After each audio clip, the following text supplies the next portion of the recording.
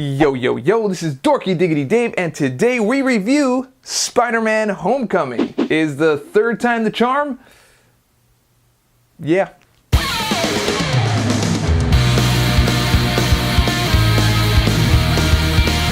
Welcome back, guys. We are reviewing Spider-Man Homecoming, and yes, third time is the charm. Let's just get right into all the good stuff.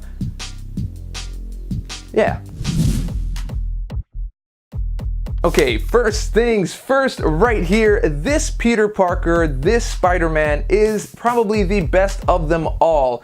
That's what I'm going for, that's what I'm saying. Because you know what, in all the other movies, it was always lacking part of the dichotomy between Peter Parker and Spider-Man. Either Peter Parker was a nerd and wasn't a great Spider-Man in terms of being witty and the banter and all that kind of stuff, or you had a Spider-Man that was witty and did have a lot of banter, but then you had this weird, cool Peter Parker thing happening like in The Amazing Spider-Man. But here is the perfect balance between a very nerdy, awkward Peter Parker and a wisecracking Spider-Man, and it feels good. As for the villain, played by Michael Keaton, this is a very different type of villain for the MCU. I think this is one of their better villains. Now, what's happening here is not some scheme to take over the world or take over the galaxy or even destroy the Avengers. It is a very intimate and motivated villain, and you feel for him. You can understand him. You can get on that level, and it feels big because it's in Peter Parker's world, it's in Spider-Man's world, so it feels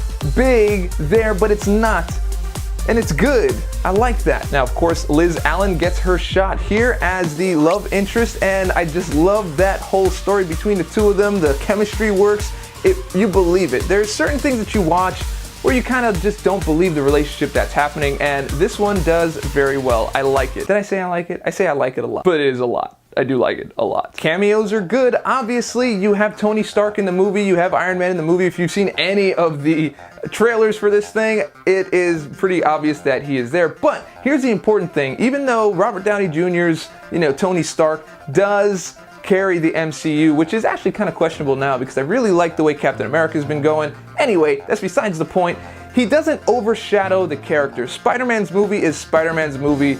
Tom Holland can hold his own. The movie is very, very much about him, and it is not overtaken by Iron Man. He didn't really need to be there in order for him to shine because he does so well, but he does play his part in the story, and it is very good. I like the way the story was handled here because you're coming off of Civil War. In Civil War, Spider-Man was called in and joined the Avengers in that whole fight, and now all of a sudden he's got to go back to school, and he's just sitting in school every day, kind of waiting for 2:45 to come around, and you literally feel that. You feel how bored he is, and I really like the storytelling on this one. And it is very much a John Hughes style movie, so if you miss those kind of movies from the 80s, you've got a little bit of a taste in here. Also, going back to the villain a little bit, that villain fight at the end, and actually all of the villain fights that he had, they are excellent. It's not like the quick one or two hit endings that you had in some of the earlier MCU movies. This is an actual real fight. It went somewhere. It meant something.